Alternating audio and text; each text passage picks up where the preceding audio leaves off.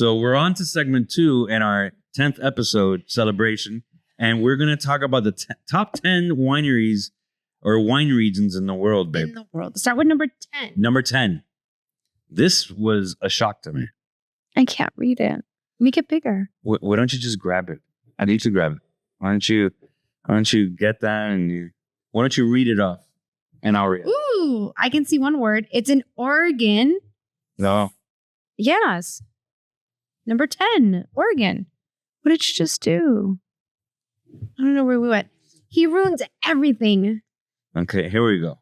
It's a Willamette Valley In Oregon. I don't have my glasses, but I knew what I read. So they have It's a silky Pinot Noir. Silky Pinot Noir from Oregon. Why would it shock me? Oregon has like one of the best vineyards. Yeah, I just think that, I mean, there's so many in California that I'm kind No, Oregon is very untouched. So Well, not untouched. it's less unknown. Thank God. It hasn't been touched as often.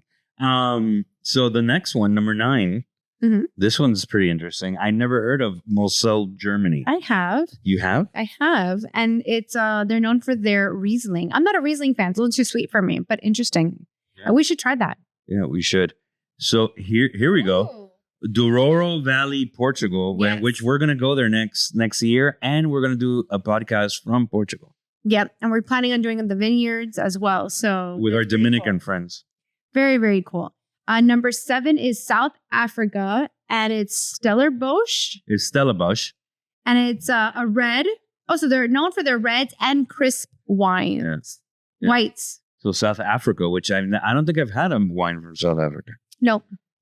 I think we should make that a point for like the next ones. Like look for South African and Oregon and the Germany one. Okay, I think we're going to do that. I think we're going to enhance our wine. Yeah, because a lot of our wines are usually Italy and California. Okay, so this to me is like one of my favorites, Mendoza, Argentina, right? High altitude, Malbecs, and with juicy intensity, like the people.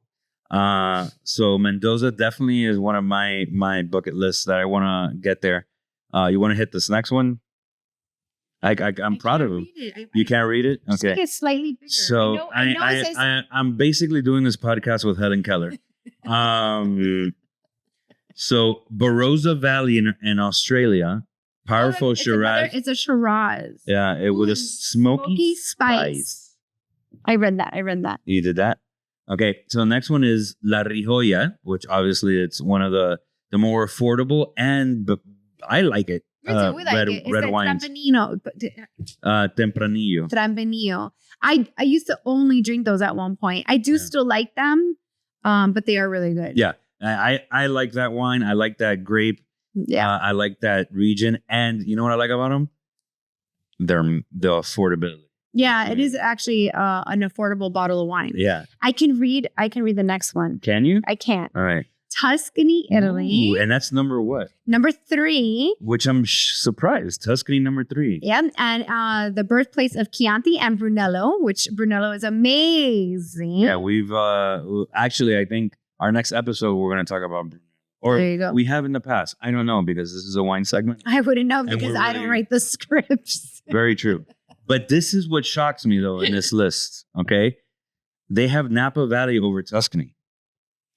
That's pretty shocking. At number 2, Napa Valley, U.S. bold Cabernets and innovative wine.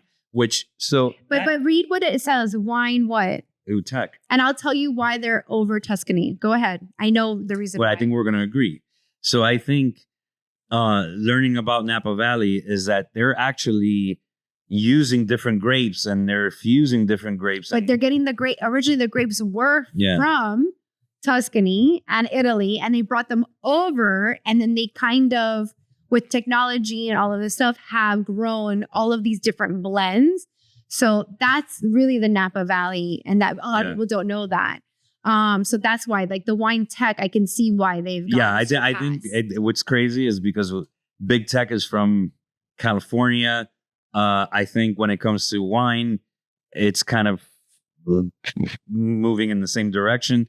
They're just kind of enhancing wine and the grapes and creating different types of wine, just different types of wine. So that might be the reason. I still think that wine and enjoying wine is an atmospheric environment thing, which I haven't been to Napa Valley, so I can't put it down. But I think Tuscany, it's Tuscany, it's Italy. You know yeah, I mean? But we also have a favorite. It's old world part of Italy that we do love wine, which we'll talk about last. But really quick, number one is Bordeaux. Excuse me again. Bordeaux, France, legendary for Cabernet and Merlot blends. Bordeaux, that's one of my faves. Yeah, Bordeaux. I couldn't agree more with this list. Number one.